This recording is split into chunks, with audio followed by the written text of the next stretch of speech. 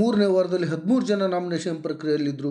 ಅದರಲ್ಲಿ ಕೊನೆಯವರಾಗಿ ಕೇವಲ 1% ಮತಗಳನ್ನು ಪಡೆದಿದ್ದಂತಹ ಡಾಗ್ ಸತೀಶ್ ಅವರು ಮನೆಗೆ ಹೋಗ್ತಾರೆ ಅನ್ನುವಂಥದ್ದನ್ನು ನಾನು ಕಳೆದ ವಿಡಿಯೋದಲ್ಲಿ ಹೇಳಿದ್ದೆ. ಅದೇ ರೀತಿಯಾಗಿ ಆಗೋಗ್ಬಿಟ್ಟಿದೆ. ಡಾಗ್ ಸತೀಶ್ ಅವರು ಮನೆಗೆ ಹೋಗ್ಬಿಟ್ಟಿದ್ದಾರೆ. ಮತ್ತೆ ಈಗ 12 ಜನರು ನಾಮಿನೇಷನ್ ಪ್ರಕ್ರಿಯೆಯಲ್ಲಿ ಉಳ್ಕೊಂಡ್ಬಿಟ್ಟಿದ್ದಾರೆ.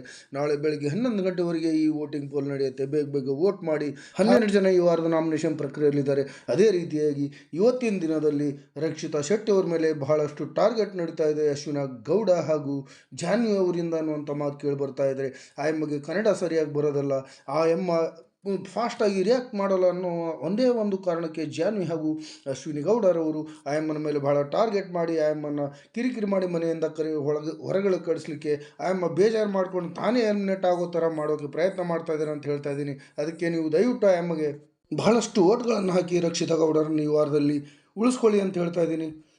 ಬಹಳ ಸೊಕ್ಕಿನಿಂದ ಮರಿತಿರುವಂತಹ ಈ ಜಾನ್ವಿ ಅವರಿಗೆ ಯಾರು ಮತ ಹಾಕಬೇಡಿ. ಆ ಎಮ್ಮಗೆ 1%ಕ್ಕಿಂತ ಕಡಿಮೆ ಮತಗಳನ್ನು ಹಾಕಿ ಆ ಎಮ್ಮನ್ನು ಈ ವಾರ ಎಲಿಮಿನೇಟ್ ಆಗೋ ಥರ ಮಾಡಬೇಕಂತ ಹೇಳ್ತಾ ಇದ್ದೀನಿ.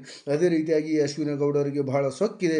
ಆ ಎಮ್ಮ ಡೈರೆಕ್ಟಾಗಿ ಫಿನಾಲಿಗೆ ಹೋಗಿದ್ದೀನಿ, ಈ ಫಸ್ಟ್ ಫಿನಾಲಲ್ಲಿ ಎಂಟ್ರಿ ಆಗಿದ್ದೀನಿ ಅಂತ ಅಹಂಕಾರದಿಂದ ಆ ಎಮ್ಮ ಆಟ ಆಡ್ತಾ ಇದ್ದಾಳೆ. ಬರೋ ವಾರದಲ್ಲಿ ಮತ್ತೆ ಅಶ್ವಿನಿ ಗೌಡ ಸಿಗ್ತಾರೆ. ಆವಾಗ ದಯವಿಟ್ಟು ಕರ್ನಾಟಕದ ಜನ ಯಾರು ಆ ಎಮ್ಮಗೆ ಓಟ್ ಹಾಕಿಬಿಡಿ. ಅವಳ ಅಹಂಕಾರಕ್ಕೆ ತಕ್ಕ ಪಾಠ ಕಲಿಸಿ ಆ ಎಮ್ಮ ನಾಮಿನೇಟ್ನಿಂದ ಎಲಿಮಿನೇಟ್ ಆಗೋ ಥರ ಮಾಡಿ ಅಂತ ಹೇಳ್ತಿದ್ದೆ. ಹಾಗೆ ಇವತ್ತೇನೇ ನಡೆಯುತ್ತೆ, ನಾಳೆ ಯಾರು ಮನೆಗೆ ಹೋಗ್ತಾರೆ, ಯಾರು ಎಲಿಮಿನೇಟ್ ಆಗ್ತಾರೆ ಅನ್ನೋಂಥದ್ದನ್ನು ಹೇಳ್ತೀನಿ. ಯಾಕಂದರೆ ನಿನ್ನೆ ವಿಷಯ ಡಾಗ್ ಸತೀಶ್ ಮನೆಗೆ ಹೋಗ್ತಾರೆ ಅನ್ನೋಂಥದ್ದನ್ನು ಹೇಳಿದೆ, ಅದು ನಿಜ ಆಗಿಬಿಟ್ಟಿದೆ. ಅದಕ್ಕಾಗಿ ದಯವಿಟ್ಟು ನನ್ನ ಚಾನಲನ್ನು ಸಬ್ಸ್ಕ್ರೈಬ್ ಮಾಡ್ಕೊಳ್ಳಿ. ನನ್ನ ಚಾನಲ್ ನೋಡ್ತಾರೆ. ಎಲ್ರಿಗೂ ಧನ್ಯವಾದಗಳು. ಜೈ ಹಿಂದ್, ಜೈ ಕರ್ನಾಟಕ ಮಾತು.